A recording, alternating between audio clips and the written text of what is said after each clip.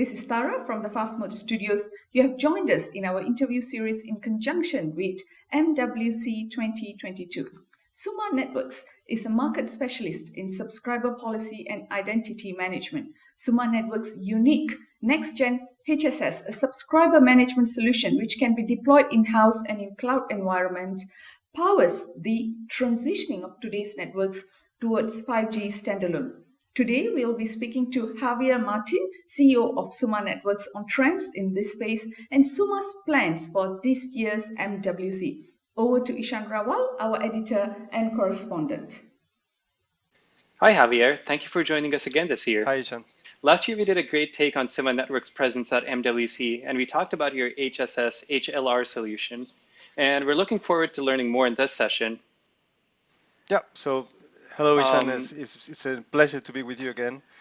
And yeah, as you say, there's a lot of novelties around our company, around our products, a lot to tell. So first, we have experienced a phenomenal growth as a company. We're growing in number of people, number of customers all over the world. Now 33 customers around the globe. We have evolved our HLR HSS into 5G NSA, and then now we are evolving it into 5G. So we are creating an SDM, UDR, UDM, USF, UDSF. So becoming like the center of a complete SDM solution for carriers. And a couple of good news.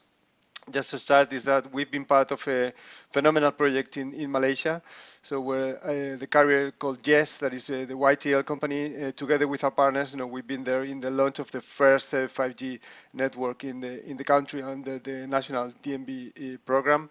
And there's other very good news for us is that we've been selected as one of the finalists for the Global Award in Mobile World Congress that will be selected in a couple of weeks. So very tough with that, very happy with that idea of Vault in a box. That's the concept we are really into customers now that is having a good impact. Yeah, that's very exciting, and congratulations. So since the last MWC, what else has changed? And apart from what you mentioned, what will you be planning to showcase at this year's event?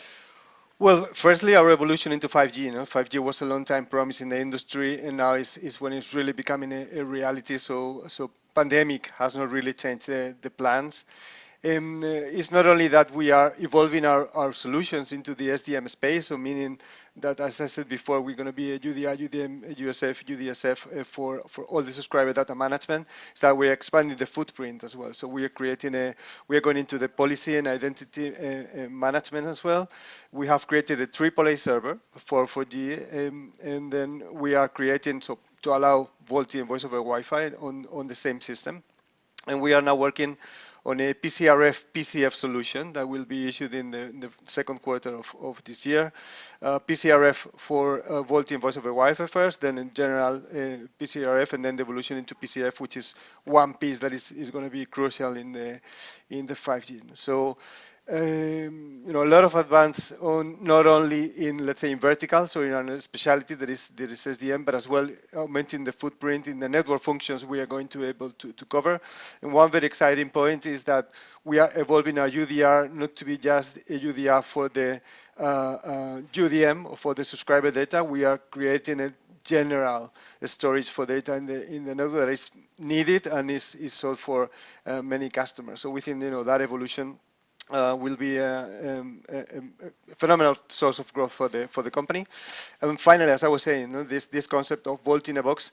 So what we found is that VoLTE in the end is going to be a norm. It's been like a long-term promise in the industry, but it was difficult to realize, and it was not clear on what my investment is going. Where do I need it? Well, now with the transition into from 3G or 2G all networks, when I want to sunset them, then I really need an alternative. The alternative is I need to go to 4G and 5G, and then I need VoLTE because I still need to give voice services over those IP networks.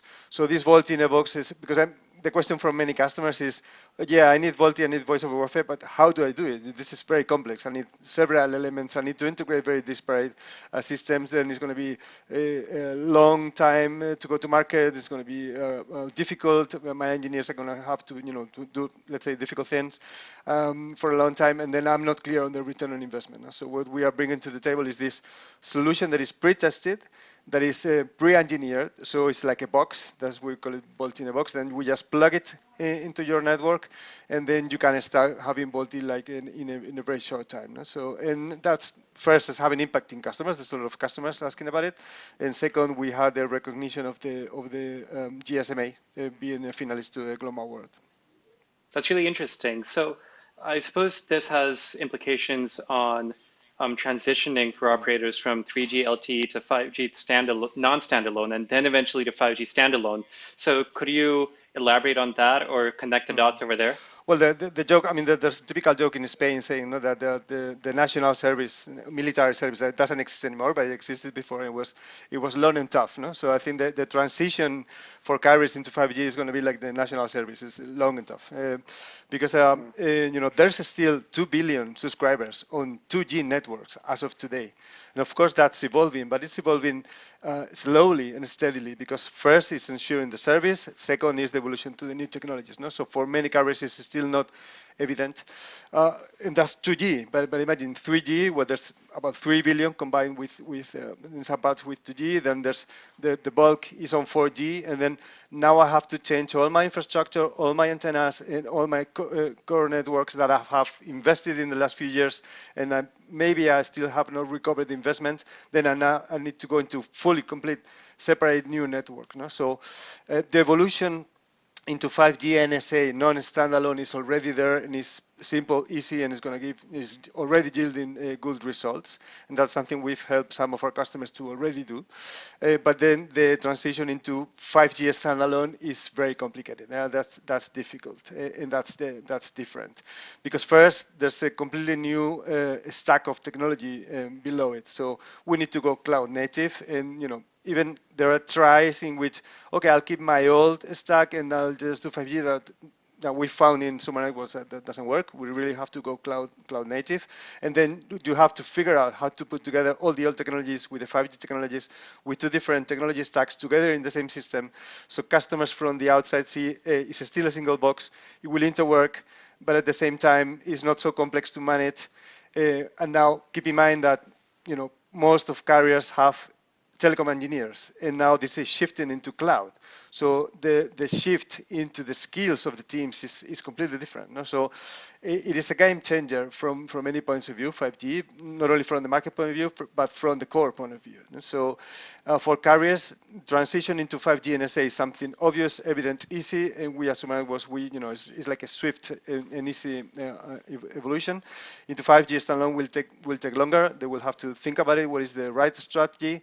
And they will need a product that is a multi-G, let's say, solution that covers everything with a minimal deployment footprint, with a minimal complexity. And in our view, this will open new business models like managed services, where everything is going to the cloud, might it be public or private cloud or hybrid, but then probably most carriers will need someone to take over their new 5G deployments, because orchestrating a Kubernetes environment is not easy. The theory is very simple. It's just, okay, you just define and design your system, you just plug it there, and it just works magically. But then managing all these microservices together in a macro architecture is not evident. No? So it's not only the change into the new architecture, is the way it's going to be handled. No? So there will be absolutely new needs in carriers to be able to do this leap. Right. So let's go even deeper into the weeds. Now, talking about the different requirements for subscriber policy and identity management for private networks, how will those things be different? And will those capabilities differ between different types of enterprises and use cases, such as mining versus manufacturing versus large campuses? How do you see the specifics playing out? Yeah, certainly there's different. I mean, what is the basic stack technology is going to be the same. So I just need a core and antennas. So it's like a reduced version of a full network, with all the elements and so on and so forth. So I will just need to do the installation in my premises and have this mini version of the core. So we need a solution that is pure software, and cloud native is very convenient for that, because we can shrink for the million of subscribers to the hundreds very easily. But So on the main core technology is not so different. We'll just shrink or extend. Now, what is different is three main things. One is first the connection to the outside world. Okay, so imagine that there's a hospital or there's a mining facility, and then people come with a regular Verizon or AT&T or Telefonica SIM card, and then whenever they get into the private network on the hospital or the mining or whatever it is, then they switch into the private network. Then they use the private services safely, which is the other point. And then whenever they roam out, whenever they leave that they have to go back to their regular operator. And everything has to be done in a very secure way where there's no problems with intrusions and so on and so forth. So first is how do we handle these roaming capabilities between the two systems. Second is, as I was saying, security. So all the data that I was using while I was in or out, then it shouldn't be seen or it shouldn't be accessible while I'm out or in. So means that there's security in both ways, and then we all have to figure out how we make those devices and those accesses and those SIM cards and those people secure. And then, elements like the AAA, elements like everything that comes to security, SPCs, and so on and so forth are still very, very important. And then the third point is that the way these systems are going to be managed is completely different, because it's not a carrier network, let's say, anymore, or it's not a big installation with a big CPD, even if it's in the cloud where engineers can go and do so on and so forth, and the maintenance and so on. It's an installation that has to work more than 9/5, if possible, because if it's a factory, is working 24/7. There's no real peaks probably in many of those places, and then all the installations have to follow the zero touch principle. So they should be deployed in a more or less automatic way, and they have to be maintained automatically, because you cannot displace people to work on the field in most cases. Okay, so these are networks that have to be very resilient, that have to work by themselves, that have to heal themselves if possible, because it's going to be very difficult to send someone to fix it, or it's going to be very expensive, and then the business model will not work. No? So we are in the need to find strategies and ways to deploy and maintain in a secure way without, or at least minimizing the human intervention. So those are the main differences in these private networks. That is, one of the big business that is coming, and that's an absolute certainty. But then it has its own hurdles as well. Right. Now, you were just talking about, you'd mentioned the cloud. Now, advanced HSS and HLR solutions feature cloud native deployment capabilities. So how does this benefit operators? Well, let's say that the cloud is a double-edged sword for carriers. No? So on the one, there's clearly a lot of pros to adopt the cloud. First is pros, possibly the scaling of costs. Whenever you want to grow your business and go to different areas, the elasticity of the cloud and the nature of the cloud in those respects is going to be very positive. Then the way to orchestrate services, the efficiency you can get, the slicing, it's something we talk about, the slicing. Slicing is very complicated, but it's something really, really desirable, where I can have several different versions of or instances in the old world that I can dedicate to different quality of services for different customers. So there's very, very significant changes and shifts that are positive for carriers for sure. Imagine a carrier starting from scratch, without having all this legacy of all these old connections and old legacy systems, and then just starting from the cloud. So creating a business around telecoms is going to be easier than ever. On the other hand, there's less entrance barriers for competition. So let's see how this works for operators. But then on the other hand, on the concept, as I was pointing out before, is that we are going to need a complete change in the skill set of our companies.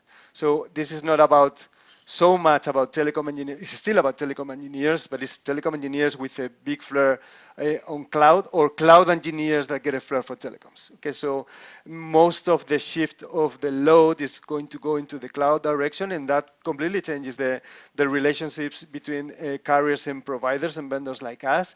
But within the carriers as well, teams will be different, and the needs will be different, and the way they have to engineer things will be different.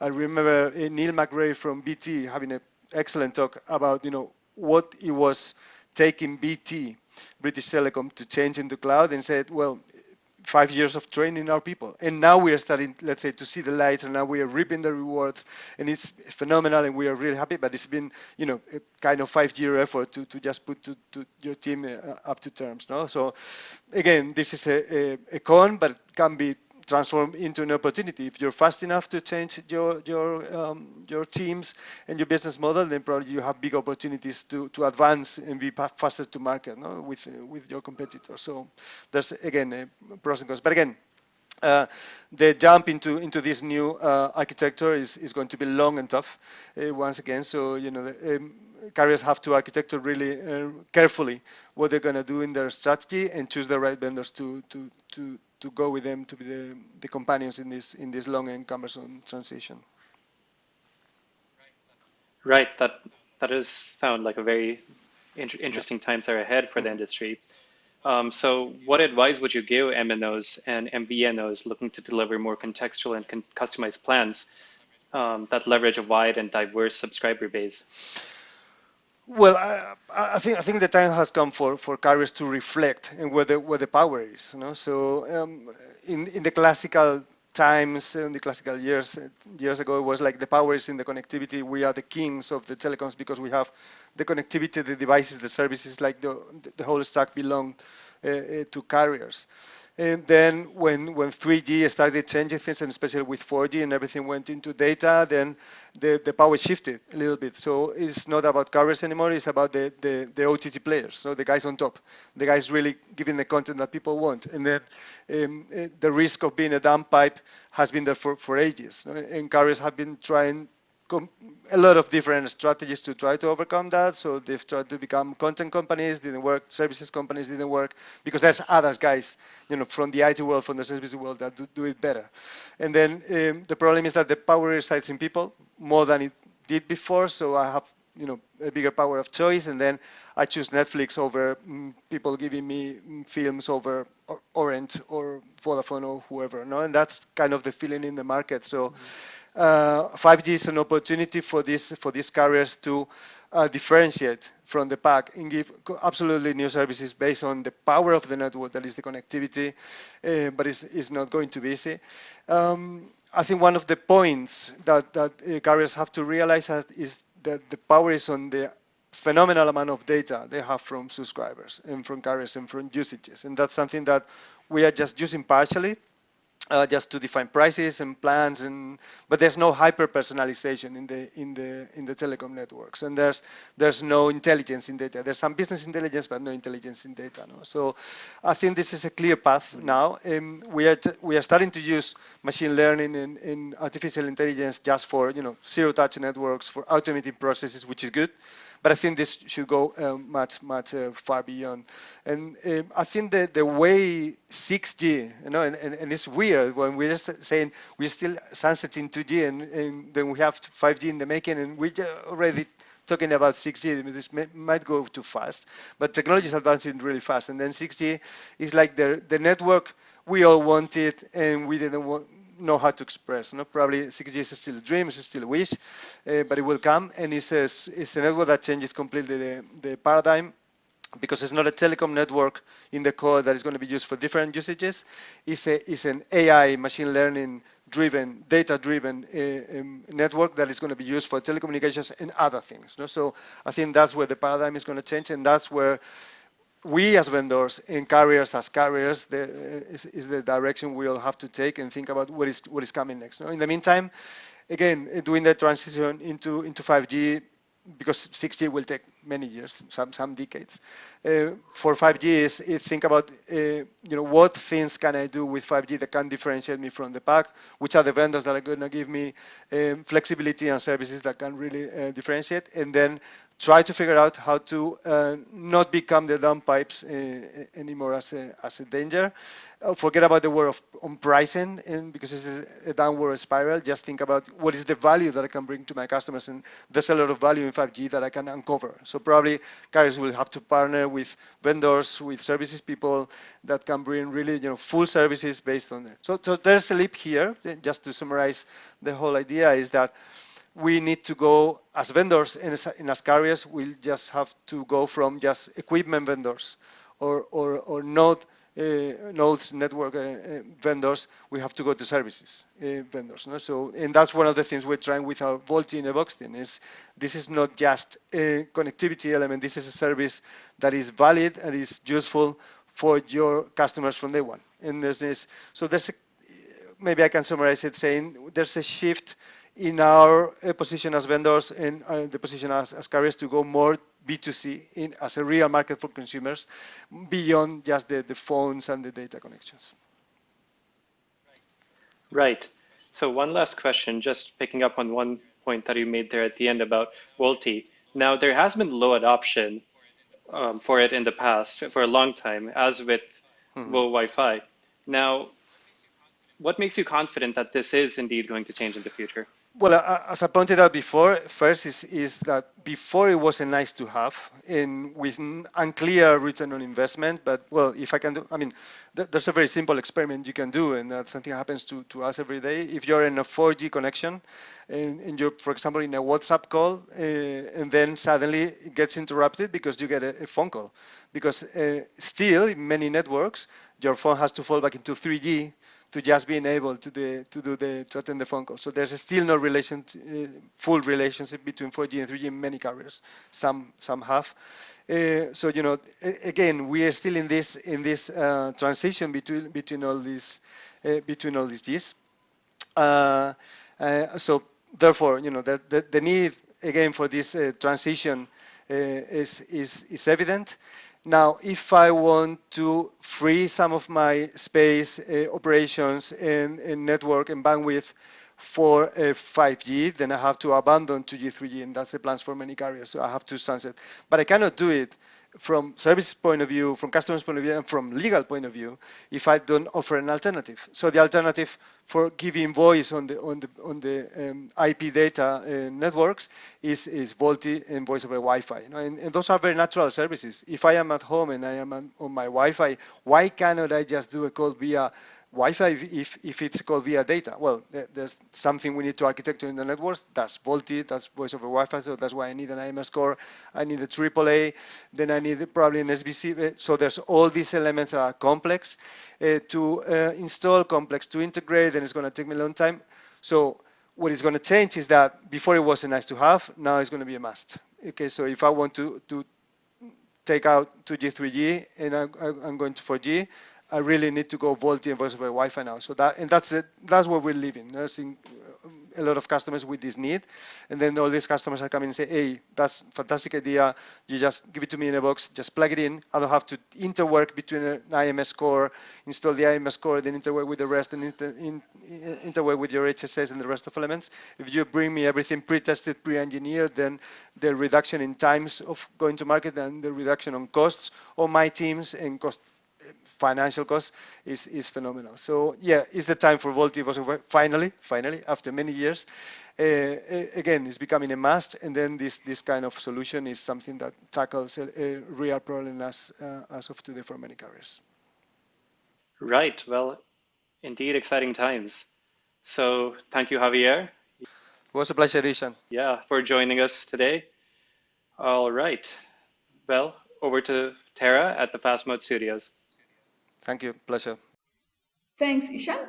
So for everyone tuning in, you can learn more about Summa Networks HSS HLR solution at www.summanetworks.com. Don't forget to visit the Fast Mode at www.thefastmode.com for more updates and coverage on MWC 2022. Thank you and see you again. Bye.